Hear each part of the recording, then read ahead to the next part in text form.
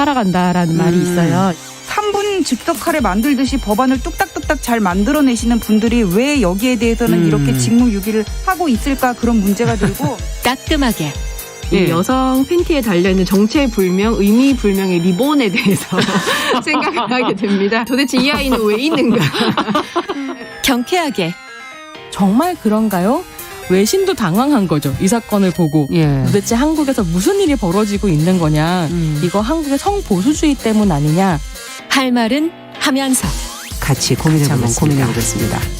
세상을 보는 따뜻한 시선 정용실의 뉴스 브런치. 네, 정용실의 뉴스 브런치 듣고 계신 지금 시각 11시 31분입니다. 필환경 시대를 맞아서 기후변화의 심각성을 저희가 되새기고 환경 이슈 살펴보는 시간이죠. 환경하자. 서울환경운동연합의 이유리 팀장 오늘도 자리해 주셨어요. 어서 오세요. 네, 안녕하세요. 오늘이 12월의 이제 마지막 주고 2021년을 저희가 한번 좀 정리를 해봐야죠. 네, 그렇죠. 이 2021년은 아무래도 환경에 대한 시민들의 관심이 높아지는 해였다고 좀 평가를 하고 싶은데요. 일하시면서 좀 기분은 좋으셨을 것 같아요. 네, 맞습니다. 지지해 주시는 분들, 네. 의견을 같이 하시는 분들이 많아서. 이렇게 큰 응원을 받기는 또 처음인 것 같아가지고. 그래요? 네, 뭐 그렇게 길게 활동은 하진 않았지만 한 5년 동안 이렇게 처음이었어요. 감동스럽기도 했는데요. 네.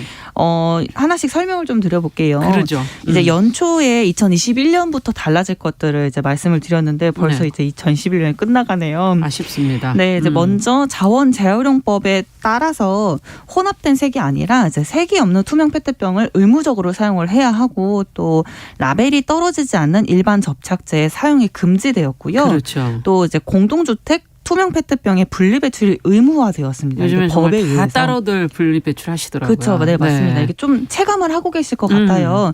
플라스틱 페트병에 대한 분리배출이 강화되었고, 또 라벨 분리도 이전보다는 좀 잘 뜯어지네. 거의 그리고 아예 뭐 붙이지 않은 그런 제품들도 있고. 네, 맞습니다. 네, 요즘 기업들이 친환경을 이야기를 하면서 그런 그런 라벨을 아예 붙이지 않는 것들도 많이 내놓고 있죠. 그리고 또 이제 올해 12월 25일부터 단독주택과 또 비공동주택까지 이런 분리배출 의무화가 확대 시행되고 있거든요. 그렇군요. 그래서 모든 공동 그리고 단독주택에서 투명 페트병 별도의 이제 분리배출이 의무화가 또 강화되었습니다. 네. 이렇게 강화된 법으로 분리배출된 이 투명 페트병을 이제 환경부에서는 고품질 재생 원료로 이제 재활용할 것이고, 또 옷이나 가방 등 이제 재활용 제품을 만들어줄 수 있다라고 밝힌 바가 있고요. 옷으로도 만들 수 있군요. 네, 맞습니다. 좀 가치가 높은 재활용 제품으로 활용이 될 수 있는 거죠. 이렇게 고품질로 뽑아낼 수 있는 페트병이다 보니까. 그렇다 보니까 이제 재활용 시장이 좀 활성화될 것이고 순환 경제에도 밑바탕을 만들 수 있다라고 밝힌 바가 있습니다. 네, 이건 뭐 체감을 저희가 하는 내용을 첫 번째로 얘기해 주셨고, 또 재포장 관련된 법도 시행이 된다 뭐 했던 것 같았는데. 네, 맞습니다. 이제 2021년에 코로나19 지나면서 배달용 플라스틱 같은 쓰레기도 많이 보셨을 거고, 그렇죠. 사실 마트에서 장 보면서 좀 불편하신 점도 많으셨을 것 같아요. 그 한 사례가 재포장 사례인데요. 2021년 1월부터 시행된 재포장 금지법 또한 올해 주요 환경 이슈 중에 하나였습니다. 이 재포장 금지법은 생산된 제품을 비닐이나 플라스틱 포장재로 다시 감싸서 포장하는 것을 금지하는 것인데요. 이거는 많이 의견들 소비자들이 제안을 했었어요. 네, 맞습니다. 소비자들이 직접적으로 제안을 한 바로 좀 정부가 받아들였다고 보여지는데요. 요즘에 슈퍼 뭐 마트 같은 데 가면 쉽게 확인할 수 있으실 것 같아요. 이 예전에는 뭐 대표적인 예로 우유 1+1 포장할 때 뭐 비닐 테이프로 둘둘둘 감싸고, 그리고 또는 뭐 유제품 같은 거 할 때 치즈 증정하기 위해서 뭐 비닐 테이프 쓰고 이랬잖아요. 근데 이제는 이제 재포장 금지법이 시행되고 난 이후에 우유나 요거트 같은 유제품을 비닐 포장 대신 이제 현재는 종이 포장 같은 거를 한 것으로 확인할 수 있습니다. 1+1을 포장 안 해도 돼요. 그냥 써놓으시기만 하면 소비자가 다 챙겨서 나와요. 맞아요.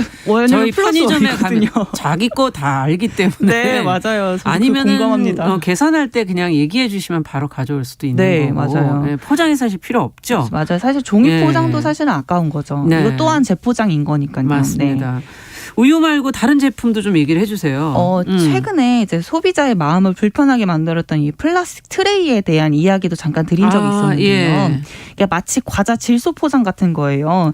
이 제품을 보호하기 위해 넣었다고 기업들은 말을 하지만 너무 과한 포장인 한 플라스틱 트레이 사례가 있었거든요. 그렇죠. 뭐 특히 뭐 면류나 밀키트 이런 제품들에 주로 많이 들어가 있던데요. 네, 뭐 과자 같은 것도 과자도 이제 그렇고 플라스틱 잼방 같은 걸 만들면서 그 위에 과자를 얹어놓고 다시 비닐 포장해서 또 판매하는 네. 그런 사례인데 올해 상반기부터 이제 환경운동연합이 식품업계의 플라스틱 트레이 제거를 요구를 계속 해왔습니다.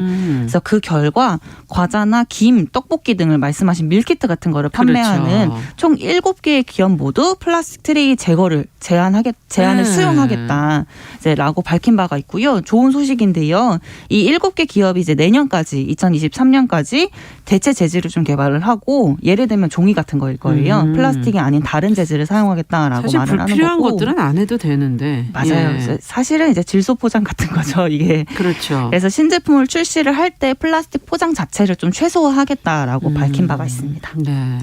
어쨌든 소비자들도 이런 거는 소비자들의 제안으로 이렇게 변화되는 부분이니까 네. 앞으로도 불필요한 건 불필요하다. 네. 이렇게 좀 제안을 해 주시는 건 상당히 중요할 것 같다는 생각도 들고요. 맞습니다. 자, 어쨌든 좋은 소식들이 많은데 아무래도 올해 가장 관심이 뜨거웠던 거는 작년에 긴 장마 뭐 또 그런 것들 때문에 오는 기후 위기에 대한 논의 맞아요. 그리고 탄소 중립에 대한 얘기 이게 아닐까 싶거든요. 네, 이 두 맞습니다. 부분도 좀 이제 하나씩 차근차근 얘기를 해 주시죠. 기후 위기와 탄소 중립에 대한 이 관련된 여러 가지 이슈들이 올해 많았습니다. 그 중에 몇 개를 좀 뽑아보자면요. 네. 이제 한국 정부가 2030년 NDC 제출을 완료했다는 점과 그리고 2050년도까지의 탄소 중립 시나리오를 확정했다는 점. 그리고 국민연금의 탈석탄 선언과 산림청의 탄소중립 추진안이 있습니다. 네. 제가 이렇게 네 가지를 뽑은 이유는 이제 뉴스에 많이 보도됐던 내용들이어서 기억이 납니다. 네, 그래서 이 부분들을 뽑았는데요. 작년 하반기에 이제 2020년도 하반기에 한국에 2050년 탄소중립 선언이 있었습니다. 네. 그래서 그 이후에 올해는 이 선언을 어떻게 할 것인가가 관건이었거든요. 그래서 이 올해 유엔에 또 제출해야 될 2030년도 감축 목표도 있었고 2050년도까지 어떻게 탄소 중립을 달성할 건데 이런 목표를 설정하고 로드맵을 마련을 하는 것이 그렇죠. 주요한 이슈였어요. 그래서 지난 5월에 대통령직 속 탄소중립위원회가 출범이 되었고요. 네. 8월에는 탄소중립 녹색성장 기본법을 제정을 하고 그거를 거쳐서 10월에 정부가 이제 최종적으로 2030년 온실가스 배출 40%를 감축하는 목표를 설정을 하고 2050년 탄소중립 시나리오까지 확정을 한 바가 있습니다. 네. 이런 부분들은 사실 이제 저희 이제 환경단체에서 평가하기에는 과거 목표보다는 사실 상향된 목표는 맞아요. 그런 감축 목표를 설정을 했지만 사실 전 세계적으로 이제 지구온도 1.5도 상승을 억제하기 위해 필요한 그렇죠. 50%이 목표는 여기에 미치지 못했다는 점은 좀 아쉬운 대목이라고 꼭 뽑고 싶고 네. 또 지금 현재로서 이제 가장 많은 온실가스를 배출을 하는 석탄 발전소를 또 신규로 건설하고 있기 때문에 이런 부분들은 좀 우려되는 지점이라고 볼 수 있습니다. 네. 비판할 수 있는 부분도 아직은 좀 남아 있는 거네요. 네, 어떻게 맞아요. 본다면. 좀 가야 될 방향들도 많이 남아 있습니다. 네. 그렇다면 이제 2050년 탄소 중립 시나리오 확정된 거 얘기해 주셨고 그 국민연금 얘기 좀 해 주셔야 되고 산림청 얘기도 좀 해 주셔야 되거든요. 네, 이제 그동안 국민연금이 기금을 운용을 할 때 석탄 발전소 건설에 계속적으로 투자를 해 왔었거든요. 네. 그렇기 때문에 이제 이 기금을 불리기 위해서 한 것이죠. 이게 전국 시민단체에서 지속적으로 국민연금은 이제 탈석탄을 해야 된다. 석탄에 계속 투자해서는 안 된다라고 말을 해왔었고 지난 5월이었거든요. 2021년 5월에 국민연금이 연기금 운용에 있어서 석탄 투자를 이제 제한하겠다라고 선언을 한 바가 있습니다. 이건 이제 국민연금의 기후위기 대응에 한 걸음 뗐다라고 볼 수 있는 그렇죠. 거고요. 그리고 산림청 소식 같은 경우는 지난번 방송에서도 한번 말씀을 드렸었는데 산림 부분 탄소 중립 전략안을 내놓았는데 대규모 벌목을 하거나 뭐 새 나무를 심고 또 이런 벌목한 나무는 산림 바이오매스 연료로 사용하겠다라고 밝힌 바가 있어서 저희가 그 보도 한번 해드렸잖아요. 네, 그치? 네, 맞습니다. 예. 그래서 시민단체들 또 이렇게 시민사회에서 강한 비판이 있었다 말씀드렸습니다. 그래서 산림청이 민간 협의회를 통해서 해당 추진안을 전면으로 재검토하겠다라고 밝힌 바가 있었고요. 네. 지금 재검토를 하고 있는 와중입니다. 네, 빨리 이거는 아닌 것은 좀 개선하는 방향으로 전격적으로 좀 의견을 받아들이는 것도 네. 현명한 방법이 아닐까 하는 생각도 들고요. 자, 그럼 마지막으로는 어떤 얘기로 정리해 볼까요? 2021년이 사실 뭐 후쿠시마 방사성 오염수 해양 방류 결정이나 뭐 월성 원전 부지 내에서 삼중 수소가 발생한 거나 또 뭐 가덕도 신공항의 특별법이 통과되고 뭐 이런 여러 가지 문제들이 있었어요. 예. 또 정말 환경에 대한 중요한 뉴스들이 많았던 한 해라고 뽑고 그러네요. 싶거든요.